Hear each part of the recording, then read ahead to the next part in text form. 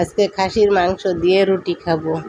মনটা চাচ্ছে একটু রুটি বানিয়ে গোশত দিয়ে খাই। আসসালামু আলাইকুম। আজকে আমি একটু খাসির গোশত রান্না করলাম, সঙ্গে ময়দার রুটি বানিয়ে নিচ্ছি। রুটিটা আমি সুন্দর করে গরম পানি দিয়ে গামলায় মেখে নিয়েছি। আটার ডোটা গরম পানি দিয়ে এইভাবে গামলার ভিতরে ময়দা নিয়ে লবণ দিয়ে যদি গরম পানি দিয়ে আটাটা মাখানো হয়, রুটিটা খুব মিষ্টি লাগে, বেশি নরম ভেদাও হয় না। আর টকবগে করে গরম পানির ভিতরে যদি দিয়ে আটা মাখানো হয় চুলোর পরে, সেই রুটি একদম নরম নেলসা হয়, দাঁতের সাথে জড়িয়ে যায়, খাতে যেন মিষ্টি লাগে না।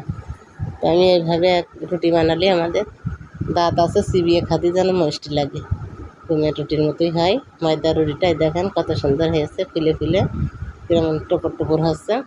এভাবে এক এক করে আমি রুটিগুলো সব বানিয়ে নিচ্ছি। প্রতিটা রুটি দেখেন কত সুন্দর হচ্ছে, নরম হালকাভাবে ফুলে উঠেছে একটু একটু।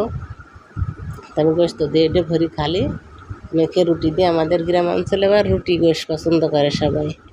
অন্য অন্য এলাকায় চিতই পিঠে দিয়ে গোশত দিয়ে খায়, আমাদের এদিক কিন্তু তা নাই, সবার ঘরে রুটি আর গোশ খাই। আমাদেরও এইটা পছন্দ। আল্লাহ হাফেজ।